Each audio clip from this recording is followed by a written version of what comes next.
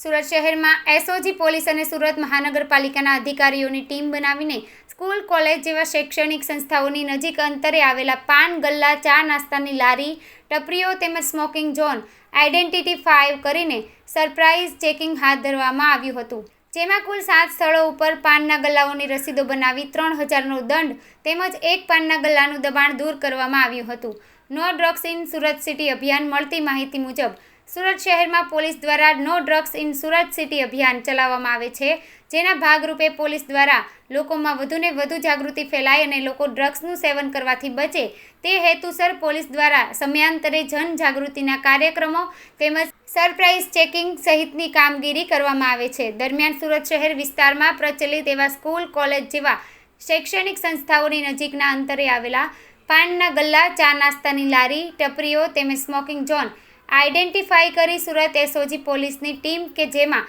DCP, 2 PI તેમજ 4 PSI સહિત 40 police કર્મચારીની ટીમ અને મનપાના આરોગ્ય વિભાગના અધિકારી, ચીફ સેનેટરી ઇન્સ્પેક્ટર તેમજ એસઆઈ કક્ષાના 1 અધિકારી તેમજ 12 જેટલા કર્મચારીઓની અલગ અલગ ટીમો બનાવવામાં આવી હતી. રેડની કાર્યવાહી સતત ચાલુ રહેશે. ડ્રગ્સના આ દૂષણને નેસ્ત નાબૂદ કરવાના મક્કમ ઇરાદા સાથે તેમજ ગેરકાયદે તમાકુ તથા તેની બનાવટોના વેચાણને નિયંત્રણ કરી યુવાધન ધૂમ્રપાનના તેમજ તમાકુના વ્યસનથી દૂર રહે તે હેતુસર અસરકારક સરપ્રાઇઝ ચેકિંગ હાથ ધરી રેડો કરવામાં આવી હતી. સુરત શહેર એસઓજી પોલીસ દ્વારા આવનારા દિવસોમાં પણ આ પ્રકારનું સરપ્રાઇઝ ચેકિંગ તથા રેડ કરવાની કાર્યવાહી સતત ચાલુ રાખી કોઈ ગેરકાયદેસરની પ્રવૃત્તિ થતી હોવાનું જણાય કાર્યવાહી હાથ ધરવામાં આવશે.